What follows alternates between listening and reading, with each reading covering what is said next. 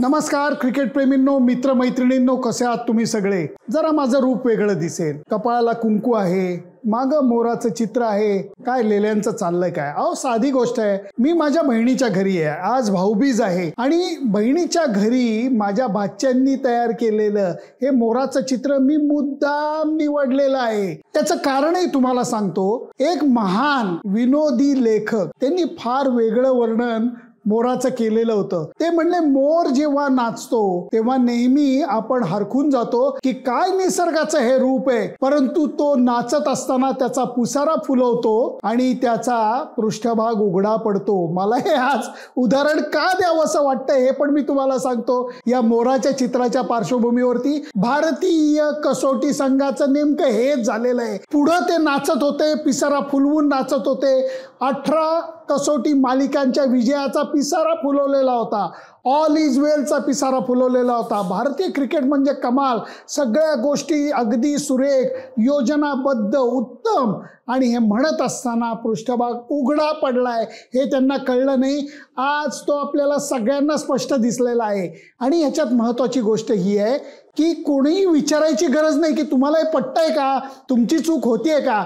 आता त्यांना विचारायची गरज नाही, कारण न्यूझीलंड संघाने भारतामध्ये येऊन 3 कसोटी सामन्यांच्या मालिकेमध्ये 3-0 विजय मिळवलेला आहे. तिसऱ्या कसोटी सामन्याच्या चौथ्या डावामध्ये भारतीय संघाला जिंकायला 150 पेक्षा कमी धावा करायच्या होत्या आणि भारतीय संघ 25 धावांनी पराभूत झालेला आहे. आणि त्याच्याबद्दलच मी तुमच्याशी बोलणार आहे. एका अर्थाने मी याला म्हणतो की दिवाळीच्या दिवशी 13व्याची पूजा सांगायला लागते मला, पण काय करणार, क्रिकेट पत्रकार आहे, या गोष्टी तुम्हाला करायला लागतात. तेव्हा अजिबात कुठेही जाऊ नका, बघत राहा तुमचा आवडता कार्यक्रम सुनंदन लेले क्रिकेट अँड बियॉन्ड.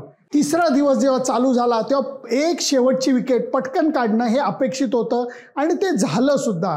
त्याचं कारण तळातले बॅट्समन टर्निंग ट्रॅकवरती उभे किती राहणार हे सगळ्यांनाच माहिती होतं. त्याप्रमाणे जडेजाने विकेट काढली. 10 विकेट एका मॅचमध्ये काढण्याचा पराक्रम केला. सगळेजण अगदी हसत तंबूत परतले.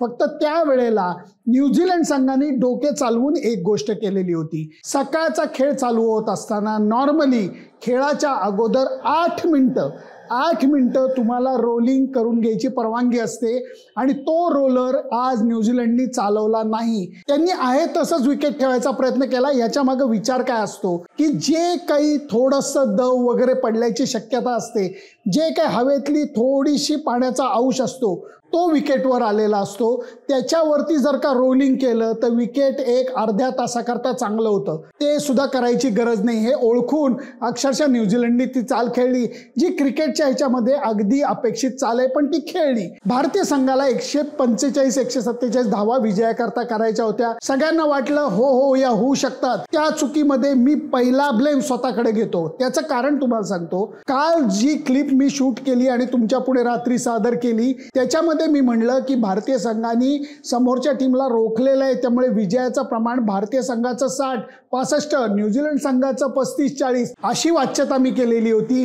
हे करत असताना मला कबूल करायला लागेल याच्या मागं माझं भारतीय क्रिकेटचं प्रेम होतं. त्याचं कारण असं आहे मित्रमैत्रिणींनो की 150 रन्स करताना भारतीय संघ अडखळेल असं मला वाटलं नव्हतं. हेच काळेल नक्की वाटलं होतं, अडखळेल, तोंडावर पडेल असं वाटलं नव्हतं. हे क्रिकेट प्रेम बाजूला ठेवून मी कदाचित म्हणायला पाहिजे होतं 50-50% शक्यता न्यूझीलंडला आहे. मी म्हणत होतो सँटनर नाहीये, त्याचा फायदा भारतीय संघ घेईल. परंतु हे म्हणत असताना एजाज पटेलला मला वाटतं दिवाळ सणाचं अंधण म्हणून जणू काही वानखेडे स्टेडियम मिळालेलं असावं. याच मैदानावरती त्यांनी गेल्या सामन्यामध्ये, अगोदरच्या मालिकेमधल्या गेल्या सामन्यामध्ये 10च्या 10 भारतीय फलंदाजांना आउट काढून दाखवलं होतं. तोच एजाज पटेल आज भारतीय संघाचा कर्दनकाळ ठरलेला आहे. 6 विकेट त्यांनी काढलेले आहेत आणि संघाला विजय करून मिळवून दिलेला आहे. याच्यामध्ये तुम्ही सुरुवात बघा. जेव्हापासनं पाठलागाला सुरुवात केली तेव्हा नवीन पिढीतले लोक म्हणतात हे विकेट असं आहे की या एका बॉलवरती तुमचं नाव लिहिलेलं आहे, तुमची विकेट जाणार आहे. त्याच्या अगोदर तुम्ही किती मारहाण करून धावा जमवता हे बघायला पाहिजे. रोहित शर्मानी प्रयत्न तेच केले. सुरुवातीला मॅट हेनरीला स्टेप आउट होऊन मारायचा प्रयत्न केला, तो वाचला, बाउंड्री गेली. एक रिव्हर्स स्वीप मारला, वा रे वा, रिव्हर्स स्वीपची सुरुवात एकदम सुरुवातीपासून. आणि नंतर शॉर्ट बॉल जो अंगावरती पटकन आला नाही त्याच्यावरती टायमिंग चुकलं, रोहित शर्मा आऊट. आणि रोहित शर्मा नंतर शुभमन गिलनी सरळ बॉल सोडून दिला, तो बोल्ड झाला. अंदाजच आला नाही त्याला असं वाटलं हा बॉल वळून जाणार आहे, जो बॉल सरळ आला आणि सरळ ऑफ स्टंप वरती आदळलेला आहे. विराट कोहलीच्या अपयशाची कहाणी अखंड चालू आहे. आज सुद्धा तो काहीतरी जस्ट 1-2 धावा करून तो बाद झालेला आहे, लवकर आऊट झालेला आहे. एजाज पटेललाच आऊट झालेला आहे. स्लिपमध्ये त्याचा कॅच गेला, कारण ढांग पुढे टाकून खेळण्याचा प्रयत्न करत असताना बॅटची कड घेतली आणि तो आऊट झालेला आहे. भारतीय संघ तुफान अडचणीत सापडलेला होता, कारण यशस्वी जयस्वाल सुद्धा आऊट झालेला होता. ह्याच्यानंतर सरफराज खान आऊट झालेला होता. रिषभ पंतनी खास त्याच्या शैलीमध्ये टोलेबाजी चालू केली. जरा त्यांनी बॉलरना दडपणाखाली ठेवायचा प्रयत्न केला. पहिल्या डावाप्रमाणे या डावात सुद्धा सुपर बॅटिंग केली, काउंटर अटॅकिंग बॅटिंग केली. मारत असताना त्यांनी बरोबर योग्य वेळेला क्रीजचा वापर केला, जो बरेचसे भारतीय फलंदाज करत नाहीयेत. पाय पुढं टाकतात आणि त्याच्या पुढं कसं खेळायचा विचार करतात. रिषभ पंत क्रीजमध्ये जुन्या स्टाईलमध्ये मागं पुढं करत जातो, त्यामुळे त्याला स्क्वेअर कटही खेळता येतो, त्याला पुलही खेळता आला. आणि तो जोपर्यंत होता लंच टाईमला, तोपर्यंत विजयाची आशा जिवंत होती. कारण जडेजा आऊट झालेला होता, पण वॉशिंग्टन सुंदर त्याला येऊन मिळालेला होता. जेव्हा लंच टाइम नंतर 60 धावांवरती रिषभ पंत आऊट झाला, त्या क्षणी सर्व अपेक्षा या खच्ची झालेल्या होत्या. कारण तळ्यातल्या फलंदाजांकडे ना तो संयम होता ना ते स्किल होतं, पण त्यांना दोष कशाला द्यायचा. एक गोष्ट लक्षात घ्या, गोलंदाजांनी त्यांची कामगिरी केली होती का? व्यवस्थित पूर्ण केली होती, दोन्ही डावात पूर्ण केलेली होती. जबाबदारी फलंदाजांची होती. 150च्या आतल्या धावा तुम्हाला काढता यायला पाहिजेत. अशा नाहीतर अशा कसंही करून करता यायला पाहिजे. तुमच्याकडे तंत्र नाहीये, तुमच्याकडे संयम नाहीये, तुमच्याकडे रिषभ पंत सारखं क्रीजचा वापर करण्याचं तंत्र नाहीये. मग तुम्ही टर्निंग ट्रॅकवर खेळणार कसे? एक लक्षात घ्या, मला अजिबात एजाज पटेलला कमी लेखायचं नाहीये, किंवा मला त्याच्याबरोबर याला सुद्धा कमी लेखायचं नाही, ग्लेन फिलिप्सला. परंतु एक लक्षात घ्या, ग्लेन फिलिप्स मुथैया मुरलीधरन तर नाहीये, लक्षात घ्या तुम्ही. दुसरी गोष्ट म्हणजे समोरच्या टीममध्ये शेन वॉर्न नाहीये, इक्बाल कासिम, तौसिफ अहमद हे लोक नाहीत, बेदी चंद्रा प्रसन्न हे लोक नाहीयेत, अनिल कुंबळे सारखा बॉलर नाहीये, हरभजन सिंग सारखा बॉलर नाहीये. एजाज पटेल आहे, ग्लेन फिलिप्स आहे, ईश सोधी आहे, आणि तरीही तुम्हाला त्यांच्या समोर उभं राहताना तारांबळ उडती आहे. ही गोष्ट अत्यंत खेदजनक आहे.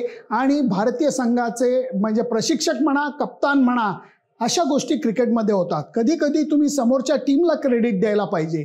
या सगळ्या गोष्टी आम्हाला माहिती आहेत. दरवेळेला हे लोक, मी हा मुद्दा नंतर कधीतरी सविस्तरपणे मांडणारच आहे, की we don't listen to outside noise. खड्ड्यात घाला तो आउटसाइड नॉईज. स्वतःच्या अंतर्मनातला आवाज काय सांगतो हे आम्हाला स्पष्टपणे सांगा. तुम्हाला मान्य आहे का भारतीय संघाच्या फलंदाजांनी योग्य प्रयत्न केले, विकेटवर उभं राहायचा प्रयत्न केला, लढत द्यायचा प्रयत्न केला? अजिबात नाही. हा प्रश्न नाहीये, प्रश्नातच उत्तर दडलंय, अशा पद्धतीने मी तुम्हाला सांगतोय. आणि जेव्हा कुठलाही संघ सलग 3 कसोटी सामने भल्या मोठ्या अंतराने गमावतो, त्यावेळेला तुम्हाला कारण द्यायची गरज नसते. तुम्हाला हे मान्य करायला लागतं की आमच्या चुका झाल्या आणि त्या चुकांमुळेच आम्हाला हा फटका सहन करायला लागलेला आहे. त्या चुका सुधारायचा आम्ही प्रयत्न करू. विराट कोहलीनी मला, माझे जे स्नेही आहेत पत्रकार मित्र, ते सांगत होते आणि कॉमेंटेटर पण सुद्धा सांगत होते की आज सकाळी सामना चालू व्हायच्या अगोदर सर्व लेफ्ट आर्म स्पिनरला जाळ्यामध्ये बोलवून तो सराव करत होता. वराती मागणं घोड आहे, ही गोष्ट तुम्हाला अगोदर का नाही सुचली? त्याचबरोबर प्रॅक्टिस करत असतानाचं विकेट हे तेवढं टर्निंग होतं का? या गोष्टीचा विचार तुम्ही केलेला आहे का? हा विचार झालेला नाहीये. म्हणूनच पराभव, एवढा मोठा पराभव हा तुम्हाला स्वीकारायला लागलेला आहे. भारतीय संघाचा पराभव झाला की मला आनंद होत नाही. दुःख होतं. त्याचं कारण आपण जीव लावतो, क्रिकेटवरती जीव लावतो, आपल्या संघावरती जीव लावतो आणि त्याच्यानंतर जेव्हा असा पराभव होतो तेव्हा मात्र तुम्हाला निष्पक्षपणे सांगावं लागतं की या तुमच्या घोडचुका आहेत, या सुधारल्या नाहीत. गंमत पण कशी झाली आहे बघा, याच्याबद्दलही मी सविस्तर बोलणार आहे. जर अशा खराब खेळानंतर परत स्वदेशामध्ये मालिका असती, निवड समितीने नक्की विचार केला असता कदाचित. आता त्यांच्याबद्दलही मला कळत नाही, कारण मुखी कुणाच्या पडते लोणी कुणामुखी अंगार अशी गोष्ट निवड समितीच्या बाबतीत, खेळाडूंच्या बाबतीत झालेली आहे. कोणाला भरपूर संधी दिली जाते, कोणाला फटकन काढून टाकलं जातं, नंतर त्याच्याकडे डुंकून बघितलं जात नाही. या गोष्टी होताना दिसतात. आत्ताच्या घडीला निवड समितीने ऑस्ट्रेलियाची टीम घोषित केलेली आहे. त्यामुळे संघामध्ये इतक्या खराब कामगिरीनंतर बदल व्हायची शक्यता नाही, ही गोष्ट लक्षात घ्या. हीच गोष्ट भारतात असती तर नक्कीच त्यांना या प्रेशरमुळे का होईना काही खेळाडूंना डच्चू द्यायला लागला असता. त्यामुळे खेळाडूंच्या या गोष्टीबद्दल मी नंतर बोलीनच. आत्ताच्या घडीला मी इथंच थांबतो. त्याचं कारण हा पराभव, ही फलंदाजीमधली नामुष्की ही सहन करण्यापलीकडची आहे. जमाना गेला, मला मान्य आहे, गावस्करांचा जमाना होता, तेंडुलकर, द्रविड, कुंबळे, नंतर लक्ष्मण, सौरव गांगुली, वीरेंद्र सेहवाग यांचा जमाना होता की चॅलेंजिंग विकेटवरती सुद्धा ते मार्ग शोधायचे. कधी त्यांचा बचाव अप्रतिम असायचा, कधी त्यांचं आक्रमण अप्रतिम असायचं, पण ते ह्या गोष्टीतनं मार्ग काढायचे आणि विजयाचा मार्ग पकडायचे. सध्याच्या या संघाला ते जमलेलं नाहीये. सलग 3 सामन्यांमध्ये ही गोष्ट विसरता येणार नाही. त्यामुळे तुमची मतं काय आहेत मला जरूर कळवा. माझी मतं तर मी सांगितलेली आहेत आणि ह्याच्यामध्ये असंख्य चुका केलेल्या आहेत. रिव्हर्स स्वीपचा म्हणजे हा ध्यास सोडं म्हणावंसं वाटतं की काय एकच फटका आहे का तो, किती जण त्याच्यावरती विकेट गमावणार आहेत. याचाच अर्थ असा आहे की तुमच्या खेळावरती विश्वास नाहीये. भारतामधले बरेच कसोटी सामने तिसऱ्या दिवशी संपत आहेत. 90% कसोटी सामने तिसऱ्या दिवशी संपत आहे. ही गोष्ट अत्यंत धोकादायक आहे. त्याच्याबद्दल सुद्धा मी पुढे जाऊन अगदी बोलणार आहे, कारण हे बोलताना बोलतात आमच्यासाठी टेस्ट क्रिकेट हे सर्वोच्च आहे, that is test of character वगैरे. त्या टेस्ट ऑफ कॅरेक्टरचं तुम्ही अक्षरशः त्याला धारेवरती धरलेलं आहे. कारण सामने जेव्हा 3 दिवसात संपतात तेव्हा ते क्रिकेट सुदृढ आहे असं म्हणता येत नाही. माझी मतं मी तुम्हाला सांगितली. तुमची मतं काय आहेत मला जरूर सांगा. त्याच्याकरता माझं फेसबुक पेज, इंस्टाग्राम अकाउंट आणि यूट्यूब चॅनल लाईक, शेअर आणि सबस्क्राईब करायला विसरू नका. सगळ्यांना परत एकदा दिवाळीच्या खूप शुभेच्छा. क्रिकेट बाजूला ठेवा, घरच्यांसोबत, आपल्या बहिणीसोबत भाऊबीज आनंदाने साजरी करा. Bye bye.